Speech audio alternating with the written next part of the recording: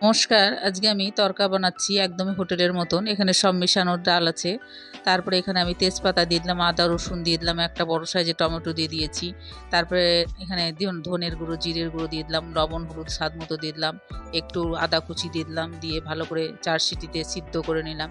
সেদ্ধ করার পরে এখানে আমি ২ টো ডিম দিয়ে ভালো করে তেল দিয়ে ভেজে নেব, লবণ দিয়ে ঝুরঝুরে করে নেব ডিমটাকে। ডিমটাকে তুলে নিব। তারপরে এখানে দেব তেল। তেলের মধ্যে দিব রসুন কুচি, আর এখানে পেঁয়াজ কুচি আর লঙ্কা কুচি দিয়ে খুব ভালো করে ভেজে নেব। একটু আদা কুচি দিলাম, আর বড় সাইজের ২ টো দিয়েছি, টমেটো দিয়েছি, আর লবণ দিয়ে খুব ভালো করে এটা ভেজে নেব। তারপরে এখানে তড়কা মশলা দিয়ে, ডিমটা দিয়ে, কসুরি মেথি দিয়ে খুব ভালো করে কষিয়ে নিব। তারপরে আমি এখানে ডালটাকে দিয়ে দিব। ডালটাকে দিয়ে কিছুক্ষণ ফুটবো। ফুটিয়ে নিয়ে তারপরে এখানে ধনেপাতা দিব। ধনেপাতা দিয়ে ফুটিয়ে নামিয়ে নেব।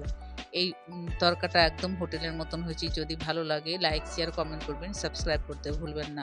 ধন্যবাদ।